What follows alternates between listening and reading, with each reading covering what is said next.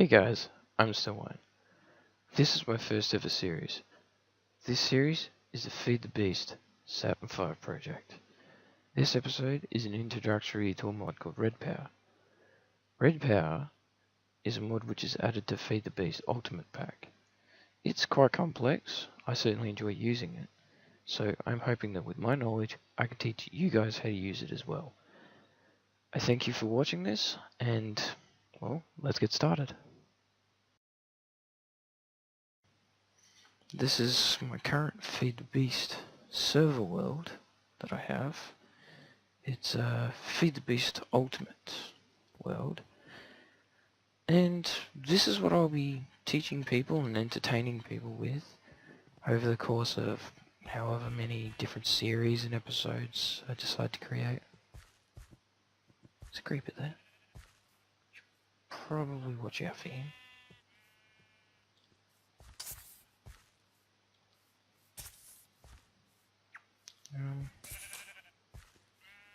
So, for those of you that are intrigued by what the title is, the Saturn V project, let me just enlighten you on a little bit of history. For those of you that know your American history, you should know this, but on the 16th of July of 1969, the Apollo 11 mission was sent to the moon.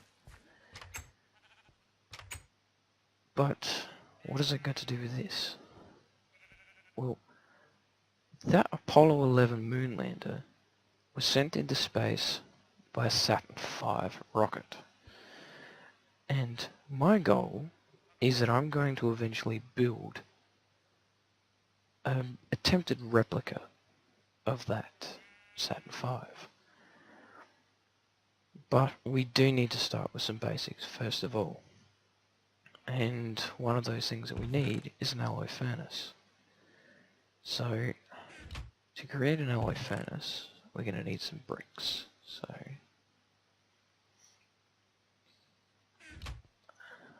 let me just smelt some bricks.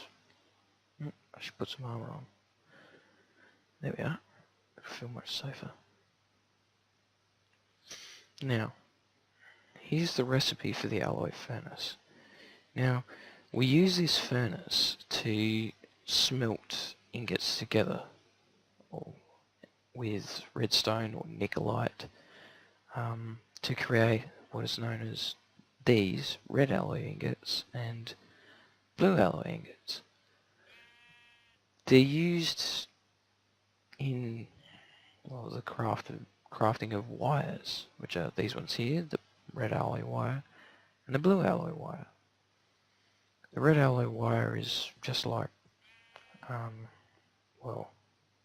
regular redstone, but it can climb up walls and will be used for pretty much anything that normal redstone can't be used for. The blue alloy wire, on the other hand, doesn't have anything to do with redstone. It is purely designed to give blue electric items energy. So, this brick smelting is taking longer than what I thought. So, and well, that is important in the terms of this project because we want as much blue electric energy as possible. So, here's our bricks. The blue electric items range from, powered type furnaces to an electric version of the alloy furnace we're about to build. Blue, you would say it was bluetricity, I think, is a renewable power source. It doesn't require you to burn items to create it. However, it does require you to do a little bit of crafting in between. So there are a couple of ways that you can, get bluetricity. One of them is via a solar panel, which is built like this. Now, these wafers can be relatively expensive to build, provided you actually find the items. Well, the other way you can do it is using a thermopile, which is one of these. This isn't as expensive, but it still requires you to, well, be there and upfront with all of your items, so it can be quite a long and tedious task.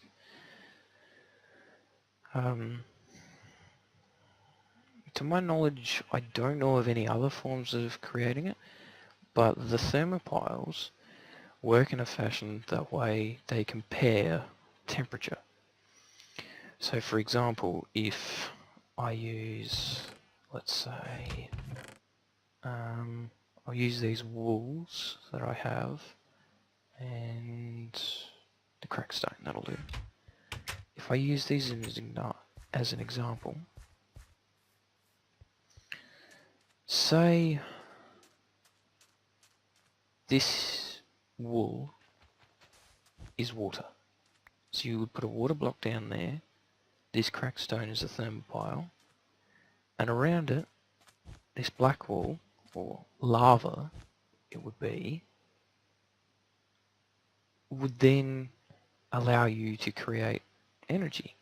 It would compare these lava blocks to the water below it and create energy. That's useful in terms that it's a constant thing, it doesn't require daylight, but it's not as power producing as what the solar panels are.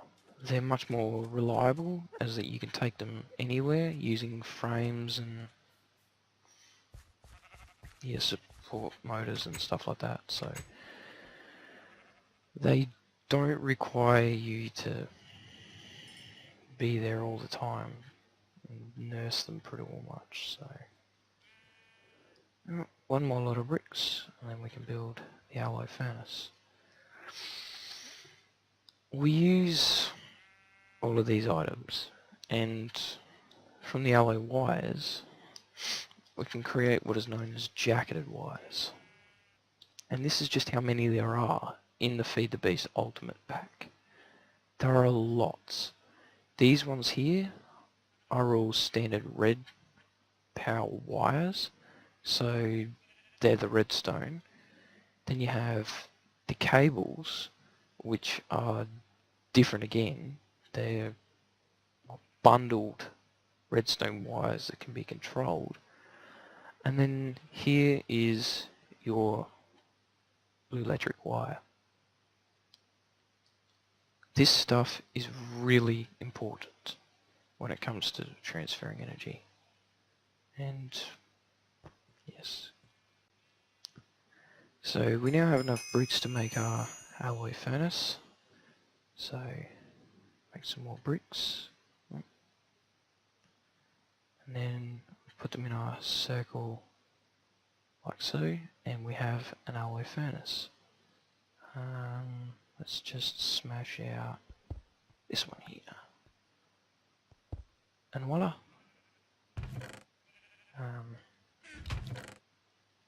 So we then put it back. This is the inventory, sort of, that we have. So we require some coal, redstone, and an ingot of one description or another. So in the case of this, because I have lots of it, we'll use copper.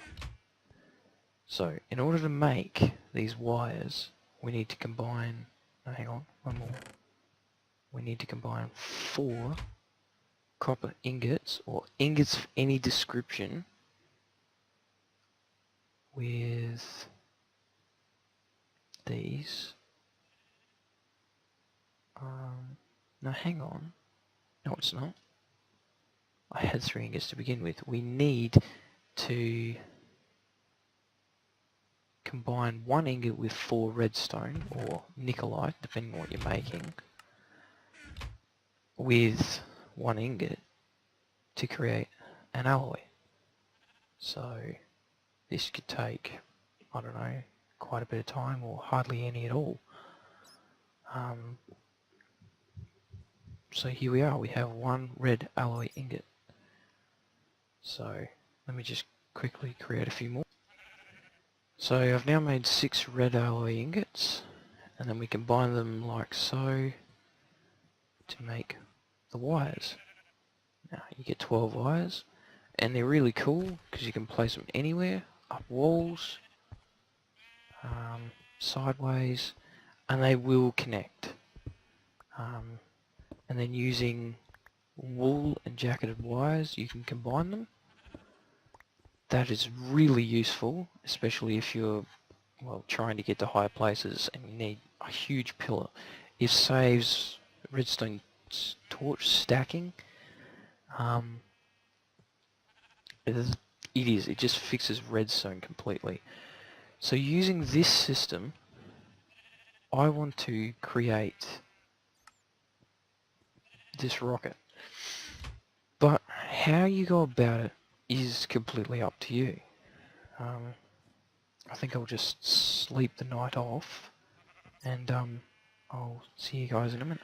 So it's morning again, and now I'm going to create some blue alloy wire. So that's made using nickelite.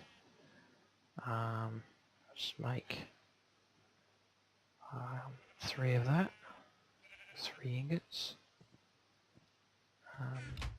So once again, we stick this into the alloy furnace, and then put 1 piece of coal into the burning slot. Oh no, hang on, not copper. I believe these require tin. In order to smelt? No? Oriented roll. I seem to have forgotten the recipe. Let me just quickly check with my encyclopedia. No, they require silver ingots. I don't have any silver, I don't think. Oh, yes I do. So I'll just smelt up some silver and I'll be back. So we've finished smelting the silver ingots. So now we just get some coal again. Oh, no, don't need any. Wait, 3. And need 12 nickelite. And then we can smelt down some ingots. So while we're waiting for those, I will go outside and show you the red alloy wire.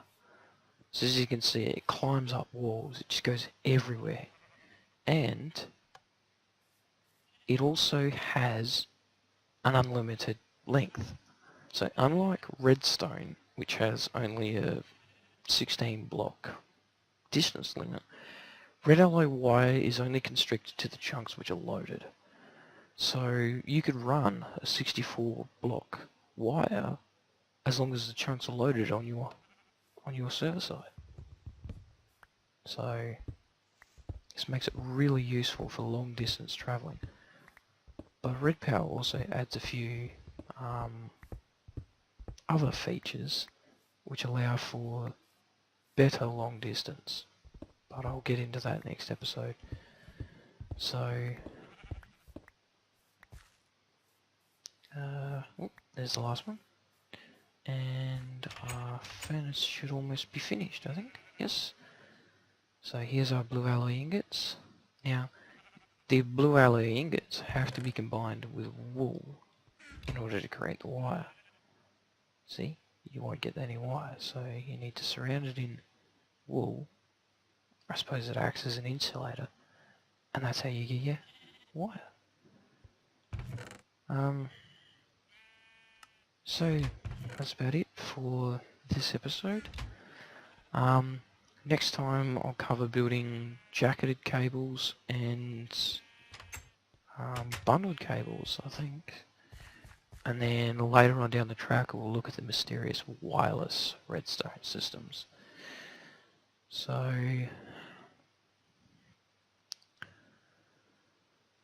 until next time, see you later.